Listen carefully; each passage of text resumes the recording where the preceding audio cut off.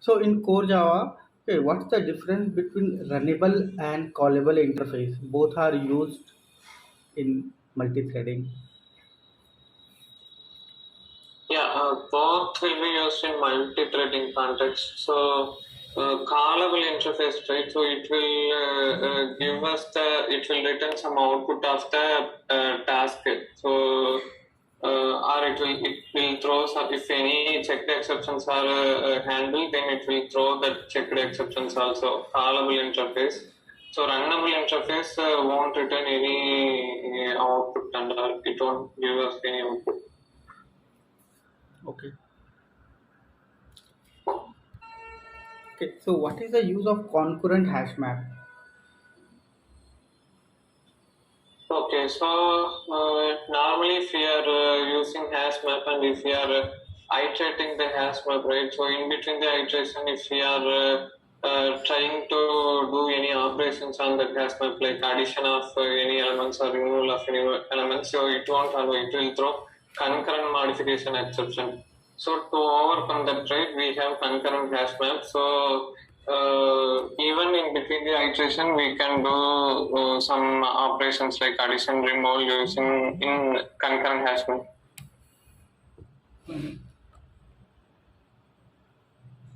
Okay. Fine. So what is hash collision? Hash? Collision. Hash collision. Okay. So when we create a hash map, right? So usually in the memory an area of packets around size 16. So now, initially it will be 16. So yeah, 16 packets will be created. So when we are adding the elements into the hash map, right? So first it will take the key value and it will perform hashing and it will come up with the index value. So, in case for two key values, after hashing the index value is same, right? So it will be called as a hash collision. So in that case, before Java 8, an linked list will be created and there it will be stored. After Java 8, a binary tree will be created. Hmm. Okay. Fine. What's the difference between comparable and comparator? Okay.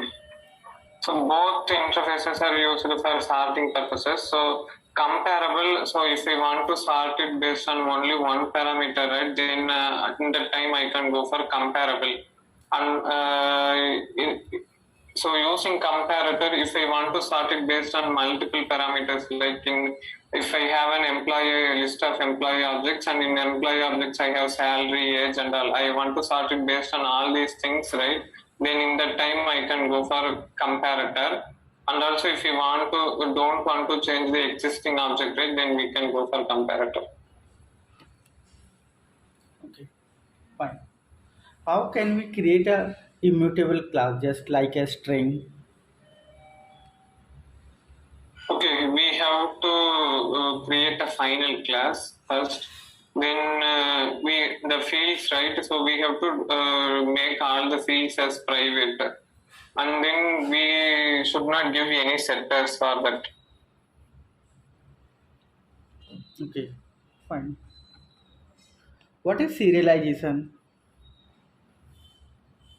Okay, so I have a Java object. Suppose yeah, you want to send the Java object through network, right? So what I have to do, I have to convert the Java object into corresponding format so that it can be sent through the network.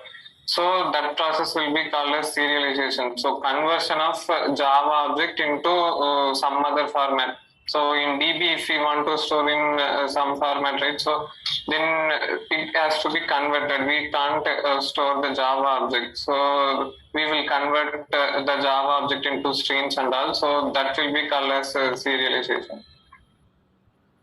Okay. What are transient variable? Okay, so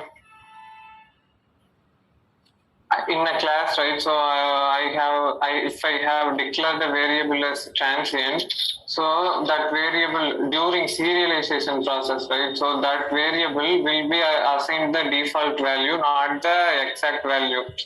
Because if we want to store any password, right? So at that time and all, we can declare the password as transient, so that that password will be that password won't be stored. In that place, the default value, some if the password is integer, right, then the default value will be 0. So some default values will be stored if we are declaring a variable as transient. So while conversion, that value will be assigned default value. Okay, fine. What are the design pattern that you know? Singleton pattern, factory pattern. Okay. So when we use factory design pattern, I didn't get you. in which scenario we will use factory design pattern?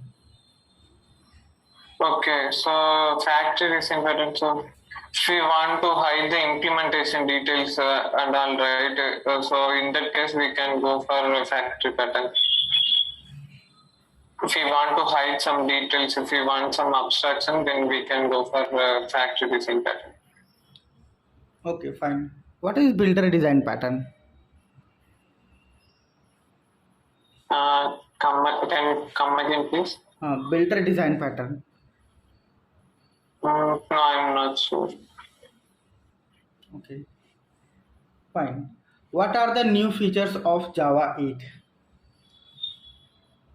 Okay, functional interfaces, lambda expressions, streams, optional class. Yeah. What is the use of functional interface? Okay, so if we so functional interface usually will have only one method. So if we want to implement some our own functionality to check for any conditions, right? Then we can create our own functional interfaces and do that. We can implement the functional interfaces using lambda expressions. Okay, fine.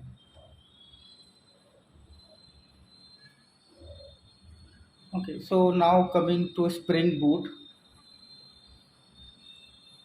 Okay, so in Spring Boot, what are actuators? Okay. So for a running application, right, if we want to know the metrics, health check and also we will go for actuators. So what if we want to know the health and other things like metrics and all, so we can hit that running application and it will give us some response. So to monitor the running application, right, so we can use Spring actuators.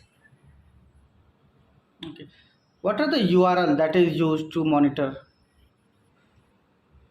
Health check. So we will have endpoints like health check metrics. I don't know all the URLs, but yeah, like that we will have many URLs. So Like /health, yeah, /beans, /env.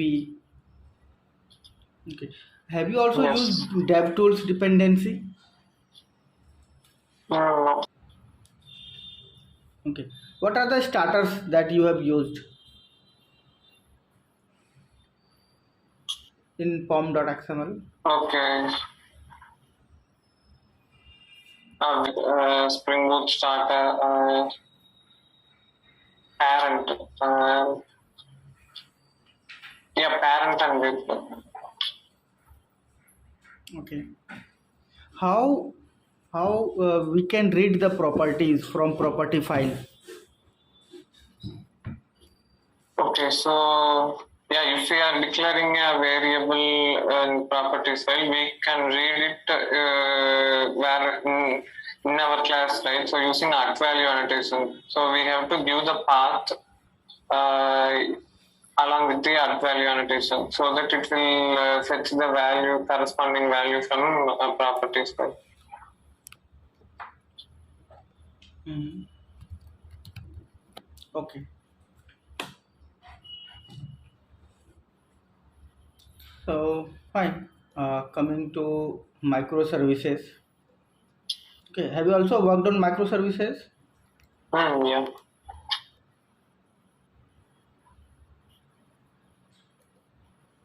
Okay. Fine. Okay. So in microservices, how the two component communicate with each other? I mean, how the two microservices communicate? Okay, so in our application, we are using HTTP REST calls to communicate between the microservices.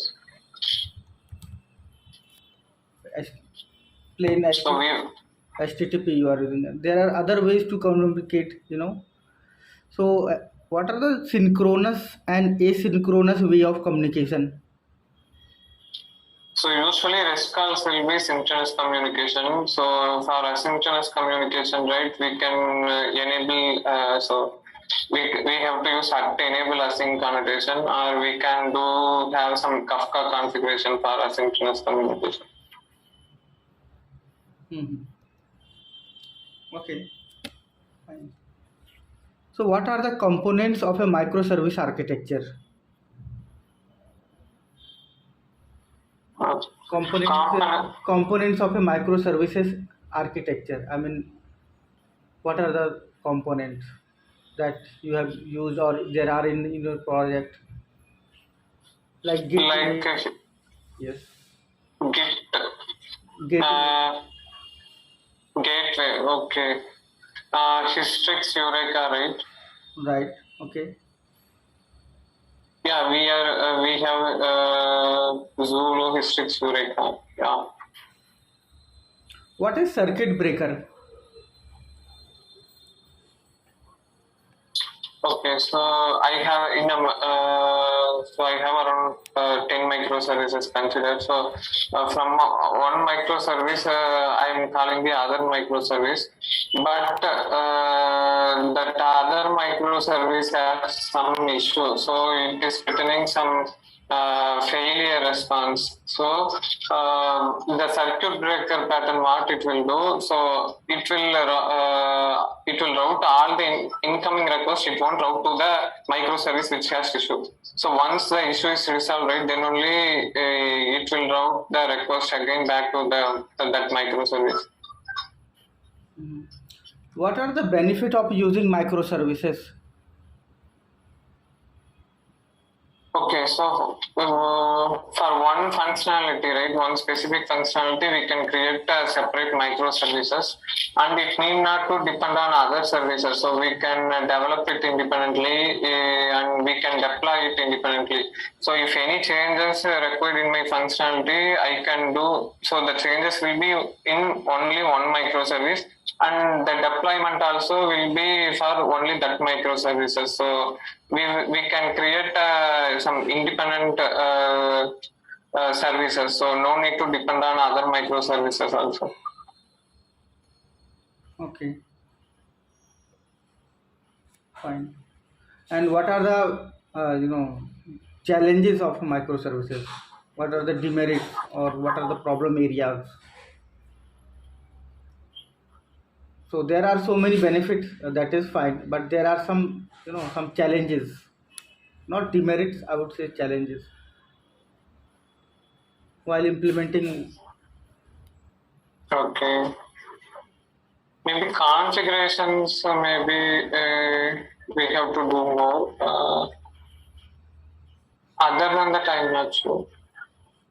Okay, how you do the logging for create log for each micro? Log Yeah, log. SL4J logger, so we are using that. Okay, SLF 4J. And how you Uh, monitor? Is there any tool you are using to monitor? we are having Splunk. Okay, Splunk you are using. Fine. Yeah. And what are the security techniques that you are using? So here we are using basic authentication techniques. So when we are having the calls, right? So when any request is coming to hit our microservice, so in the request itself, we will have in the HTTP headers, we will have username and password. So we will authenticate it, and then only if username and password matches, right, then only we will proceed with the flow. Else we won't allow it. Okay, what's the difference between authentication and authorization? So authorization means if I want to perform some functionality, right? So for that I should have right to do that. So to verify that, right? So if you are doing any kinds of check, so that will be authorization. So authentication will be like if you want to access any portal, right? So our own, if I want to access my own application, so in case of net banking or something, if I want to access my records there, in that case, I will be doing some authentication. So with my username and password. So that will be authentication. Okay.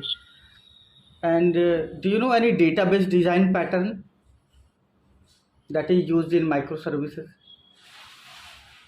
Mm, Okay, fine. That's fine. So coming to Spring concept.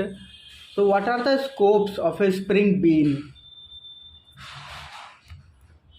Okay, by default it will be singleton, the scope of views. There are If we want to change it, we can change it the scope to prototype. mhm, yes, there are total 5 scopes. Yeah, I know singleton prototype, so other scopes I am not aware of. Mhm. Okay. What is the use of @qualifier annotation? Okay, if we have multiple beans of same type, right, then we will be using qualifier annotation. So suppose I have an interface. So for that interface, I have multiple implementations. So if suppose if I am auto wearing that interface, right? So if it has multiple implementation, so it won't know which implementation it has to fetch and execute it.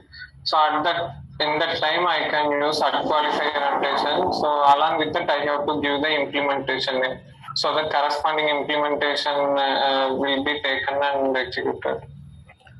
What is the use of front controller?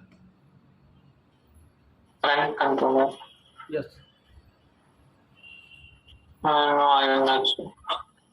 What is front controller in Spring MVC? Mm, no, maybe it will. What is dispatcher servlet? Have you heard the name dispatcher servlet? Yes. No, I am not sure about it. What is dependency injection? Okay, so in Spring, right? So when we start our application, so all the beans will be created first. So after that, so Spring container will take off creating all the beans. After that, so one object, right, has to use other object. So in my class, I will be using a method in other class. So for that, right, so we need other class in my class. So it means other object in my object. So then only I will be able to use it. So for that we will be using some dependency injection. So it means what it will do in my bean, it will inject the other bean so that I can use the methods in other beans in my bean. So yeah, we will be for doing it. We will be using some auto wear annotation. So Mm-hmm. yeah. Okay, fine. So coming to some database questions. Okay. So what database you are using? Oracle. Oracle. And how you are connecting to database? Are you using Hibernate, JPA, anything? JP.